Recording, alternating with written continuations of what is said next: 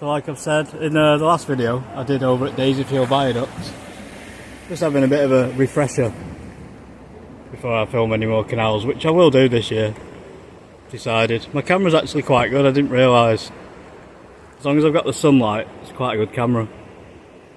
So this aqueduct that I'm stood on is in Burrs Country Park. That's in Bury, Lancashire. This is actually one of the most rarest structures in the world. It's in little old Bury where I live, half a mile from my house. But there's still some canal aqueducts left, very rare as well. But an aqueduct that just carries water, the same sort of thing the Romans used to do. I think it's one of the only ones in Britain, and this is the only one that's still in perfect order. Anyway, it's a bit drained of water, and I've noticed on the far bank you can see exposed the stonemasons marked. So we'll film those.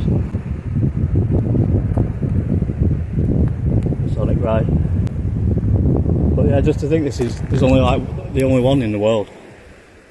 It's started to have salts build up on it there, so it's not looked after. It's been drained. The green has come from the sewage that is seeping in slowly through our rivers and waterways as well. Very picturesque place to come. It's a national country park nowadays. But this is one of my favourite structures in the whole world. Part of the canals. Canal mania. Just popped along a little bit. Just on the other end of walking along, like I say. What I'm trying to do is practice and have a bit of a refresher and look down. Change my camera angles, get used to panning around without shaking too much like this. Get the sun in shot over there. And that's Peel Mills. That's another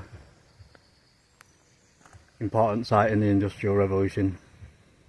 And Peel Mills, obviously, his son became Robert Peel, who became a Prime Minister. But these places in the Industrial Revolution literally changed the world. How controversial that is, I don't know. I know a lot of people don't like to talk about British history sometimes, for whatever reasons, but the fact is, it is history. Whether we like it or not. You can't change history because we don't like some parts of it. The only way to learn about where you come from and who you are and how to change things is to actually learn about history. There's no point saying, oh, we're not very proud of some of the things and some of the greed. Because it's how it was. You know, some people weren't happy about ancient Egypt, how they treated people, but you don't wipe it off the map, do you? Right, so that's my little stance on that. So I will be filming the canals for historical purposes, because the area I live in played a massive part in changing the industrial world as we know it. Fact.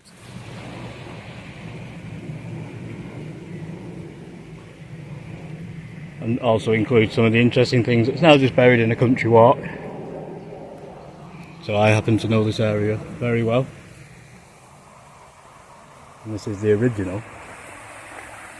Where it all started, a little dam. You can just see it.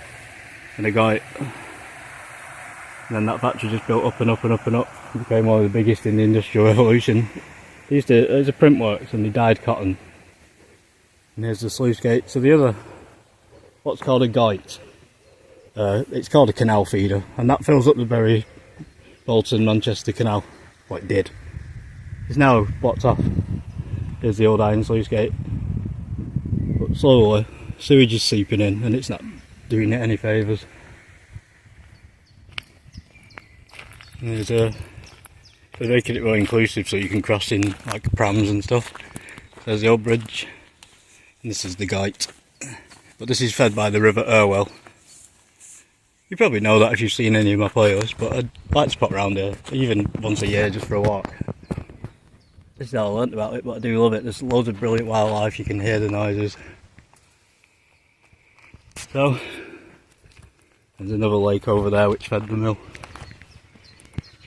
So all these things started to get built in the very late 1700s, 1790s. That chimney was like twice that height, and that's where I was stood before. You can just see through the gap.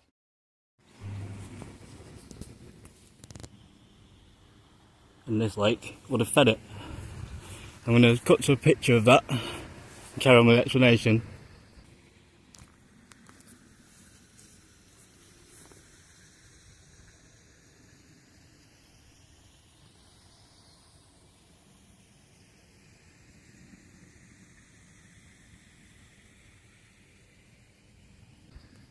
After, I just say, I never thought I'd become the eco-warrior, but that's just more evidence that sewage is slowly leaking into the rivers, and as the rivers feed these old lakes in the Industrial Revolution, the evidence is very clear to see.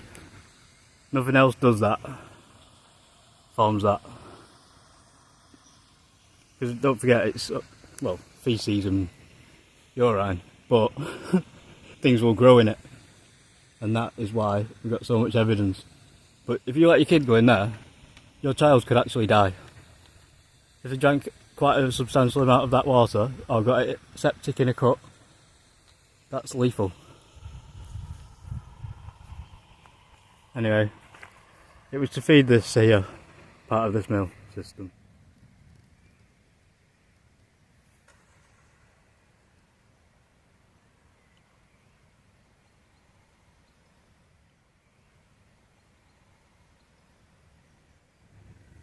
Burrs Mill, 1860. You can locate the chimney just there, which is behind here.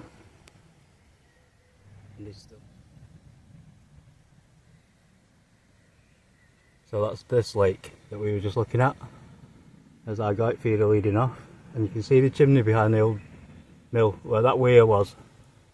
It actually ran under the mill. There's the foundations that are still here, and that's the chimney.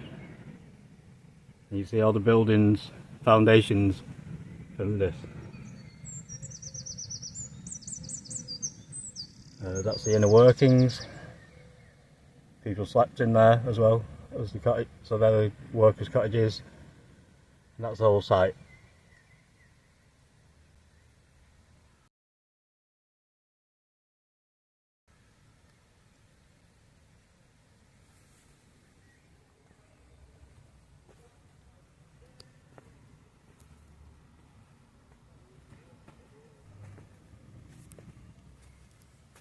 Burrs is one of Bury's earliest industrial sites. It's notable for its exploitation of water power and its association with the Peel family.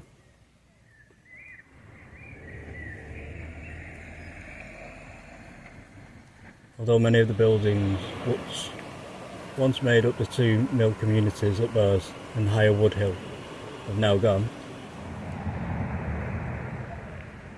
enough remains to give an interesting insight into manufacturing technology and life in the early 19th century.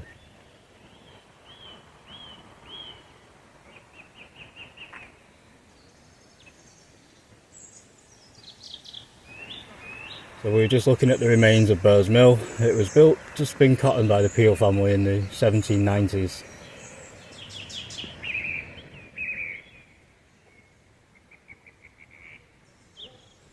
Which became a bleach works in the 1880s. The area of stone paving flags shows the extent of the early mill.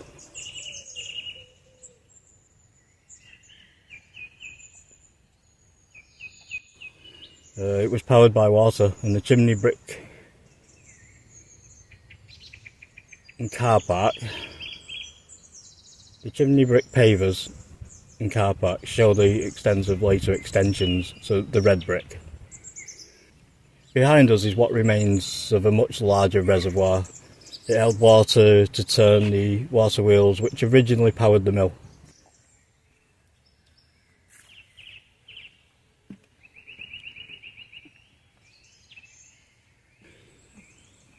The stone-built cottages were originally back-to-back mill workers' houses.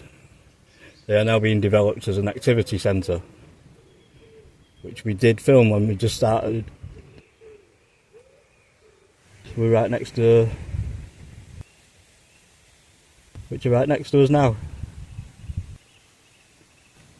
So that's what that runoff was.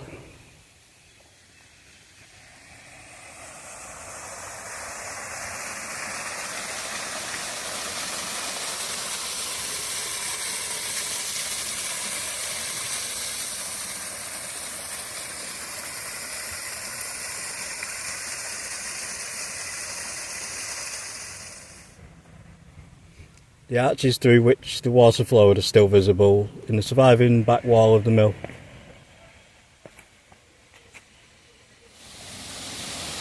To your right, and crossing the River Irwell,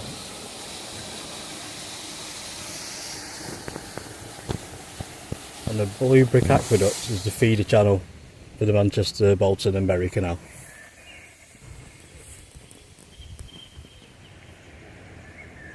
So there we go, that's just a quick warm up. Burrs Mill, Bury Canal feeder.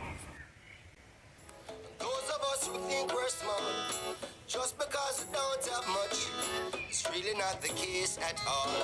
There's riches that the flesh can't touch. Some of us don't respect life. Some of us don't respect laws. Some of us don't respect life. And even though we worship God, and some of us won't let go faith, no matter what the price may cost. Some of us won't practice hate, because we still believe in love. What you want and what you will, working for your dollar bill. Sad to see the old slave mill is grinding slow but grinding still. And walking home a child gets killed, police free to shoot at will. Hurts to see the old slave mill is grinding slow but grinding still. And 9 to 5, you know the drill. Weekends are a short-lived thrill. It was a much older site, so even before the mills, one of the first civilisations of Bury was actually charted here. That was an old farm, it's now a pub called the Brown Cow. This is the old farm lane. That went off onto cobbles there, but then the industrial site from the 1760s and 1800s into the 1900s carried on along there. We're just reaching the sunset. I'll just explain Burrs Mill a little bit.